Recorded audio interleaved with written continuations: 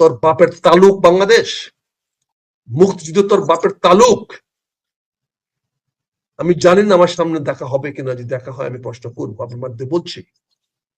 এই আলবদর রাজাকারের বাচ্চারা এখনো কিন্তু ফজলুর রহমানদের মতো মুক্তিযোদ্ধারা জীবিত আছে। এই দেশে মুক্তিযুদ্ধ হয়েছে, কারণ আমার সামনে যদি ফজলুর রহমান বলতো, আমার পিস্তলের 6টা গুলি তার বুকে মারতাম। এটা দুর্বলতা যাদের গালি দিয়েছে। এই সংসদের টেবিল ছাপড়ার এই লাইন ভাঙ্গে আইস সংসদ কত প্রকার কি দেখানোর অভিজ্ঞতা আমার হয়েছে। এই সংসদে দাঁড়িয়ে যাদেরকে কথা বলছে তারা জানি না এত ভদ্র কেন হলেন। এই ভদ্রতাকে আমি স্বীকার করি না, তাদেরকে ভদ্র বলি না, তাদেরকে কাপুরুষ বলি। হ্যাঁ, সে একটা কথা বলেছে যে যারা মুক্তিযোদ্ধারা যারা জয়েন করেছে তারা অপরাধ করেছে।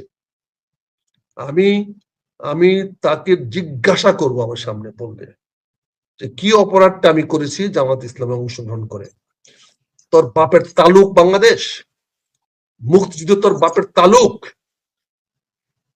আমি জানি না আমার সামনে দেখা হবে কিনা, যদি দেখা হয় আমি প্রশ্ন করবো, আপনার মধ্যে বলছি।